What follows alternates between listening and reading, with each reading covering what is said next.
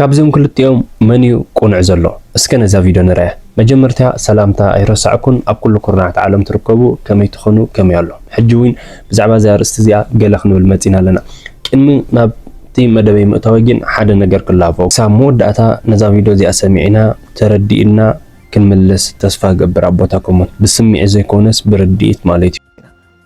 ድሕቅ ቅድሚ ዳይ ይሰርዓ ሊና ولا بتتخكل تدا مصيناس under any situation كتقود اكا زي تخيل فطرت انت الله خوينا ادي خاي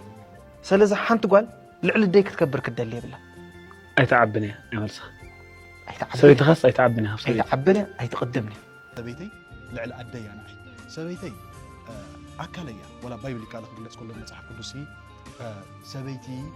كاب نفسه بايات وص وي حدا اكل يميل تزاربو سيمبل ترى حسوي كنت ودن قال انت اكيمو بحدا غزا ينور نمبال ايكون بكل ነገር ሓደ እዩ ኣነ ናደንጊ ክልተና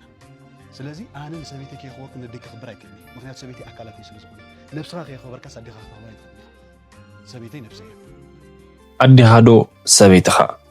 እዛ ኣርእስቲ ንነዊሕ ዝበለ ግዜ ከም ኣካታዕ ኣርእስቲ ኮይኑ ይቐርብ እዩ እዛ ኣርእስቲ ብፍላይ ብሃይማኖታዊ መዐቀኒ መልሱ ኣዝዩ ንጹር እዩ ኣዲኻዶ ሰበይትኻ ንዝብል ሕቶ ኣብ ዓለም ንሰብኣይ ልዕሊ ሰበይቱ ንሰበይቱ ልዕሊ ሰብኣይ ፍጹም ዝኾነ ነገር ክስራዕ የብሉን ግቡእ እውን ኣይኮነን ምክንያቱ ቃል እግዚአብሔር ሰብኣይን ሰበይትን ስድሮኦም ሓዲጎም ይዋሃዱ ሓደ ኣካል ይኾኑ ስለ ዝብል በዓልቲ ቃል ኪዳንካ ወይ ከዓ በዓልቲ ቤትካ ማለት ኣካልካ ልዕሊ ኣካልካ ከዓ ፍጹም ሰብ የለን ብእግዚአብሔር ክትሕልዋ ክትድግፋ ክትጸናንዓ ክትረዳእን ዝተዋሃበትካ ህያብካ ሰበይትኻ ሰብኣይ ንሰበይቲ ርእሳ እዩ ሰበይቲ ከዓ ኣካልያ ነዚ ክትክእ ዝኽእል ከዓ የለን ማለት ካላይ መናብርትኻ በዓልቲ ቤትካ መናብርትኻ ንሳ ኣብ ፀገምካ ቅድሚ ኩሉ እትርከብ ናትካ ውጥቀት እውን ብቐሊሉ ክጽልዋ ዝኽእል መሻርክቲ ህይወትካ ብሓጎስካ ትሕጎስ ኣብ ዝኽትካያ ትርከብ ግርማኻ ክብርኻ ሽልማትካ ብዘይ በኣ ፍጹም ህይወትካ ምልእነት ዘይብሉ ኣካልካ ስለዚ ንበዓልቲ ቤትካ ትዳረግ ይኹን ቦታ ክትክእ ትኽእል ፍጹም የላን እዚ ኣዴኻን ኣቦኻን እውን ይፈልጡ እዮም እንተዘይኩን ኣብ ኪዳኖም ዝነብሩሉ ርድኢት ኣለዎም ወይ ከዓ ኣብቲ ዝሓለፎ ናቶም ህይወት ዝተረድእዎ ነገር ኣሎ ሳልሳይ ኣደ ደቅኻ ኣደ ደቅኻ ምዃና ኣብ ህይወትካ ፍጹም ዝወዳደር የብላ ኣዴኻ ንዓኻ ጠኒሳ ወሊዳትካ እምበር ንኹሎም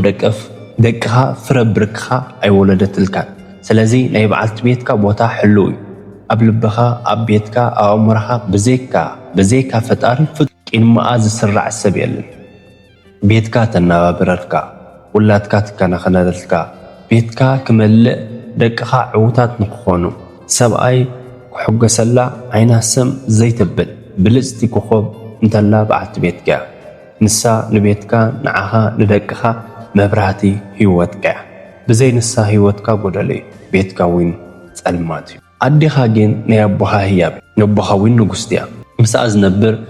ናይቲ ቀዳምነት ሓላፍነት ናታ ቀዳምነት ሓላፍነት ዘለዎ ኣቦኻ እዩ ኩሎም ደቂ ተባዕትዮ ኣንስቶም ገዲፎም ከምኡውን ደቂ ኣንስትዮ ሰብኡተን ገዲፈን ኣደይ ምባል መርኣይ ዘይብስልነት እዩ ስለዚ ኣቦኻ ንሰበይቱ ልዕሊ ኩሉ ይርያ እዩ ኣቦኻ ናብ ሰበይትኻ ዘጥምት የብሉ ንስኻ እውን መዋእላ ምሳኻ ትነብር ኣካልካ ዝኾነት ሰበይትኻ ጥራይ እሞ ናይ ኣዴኻ ጽግዕተኛ ኣይትምሰል ኣዴኻ እውን ሰበይትኻ ኣብ ሊጽካ ከተፍቅር ካብ ኣቦኻ ስለ ዝተምሃረት ልዕሊ ሰበይትኻ ከተፍቅራ ኣይትደለን እያ ስለዚ ኩሉ ዝግብኦ ክብሪ ክወሃብ ኣብ ዝግብኦ ቦታ ጥራይ ቀመጥ ይግባእ ኣደ ናታ ክብሪ ኣለዋ ክንድን ሰበይትኻ ዝኣክል ሓሌት ሓግዛ ኣቕልቦ ፍቕሪ ግን ኣይከኣልን እዩ ኣደ ናይ ኣድነት ፍቕሪ ሃባ ንሰበይትኻ ግን ፍቕሪ ጥራይ ዘይኮንካ ትህባ ኩልንትናኻ እውን ናታ ዋኒና ኢኻ እሳ እውን ናትካ ዋኒንካ እምበር ኣብ መወዳእታ ክሕልፎ ዝደለዎ እዚ ርእስቲ ንሰብ ሓዳር ጥራሕ ዝምልከት ኣብ ፍቕሪ ዘለኹም ኣብ ሕፀ ዘለኹም ብሓፈሹ ብቃል ኪዳን ዘይተጣመርኩም ሰብ ወይ ቃል ኪዳን ዘይኣሰርኩም ሰብ እዚ ንዓኹም ኣይምልከትን እዩ ካልኣይ ክበ ዝደሊ እዚ ሓሳብ እዚ ክትርድእዎ ዘለኩም ብዛዕባ ኣደን ሰበይትን ጥራሕ ኣደን ሰበይቲ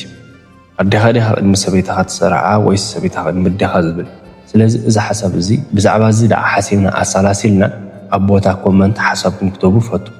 ብዛዕባ ፍቕሪ ኣደን ሰበይትኻኒ ንድሓደ ቅድሚ ትሰርዕ ዋላ ሰበይትኻ ዝብል ሕቶ ስለ ዝኾነ ነዚ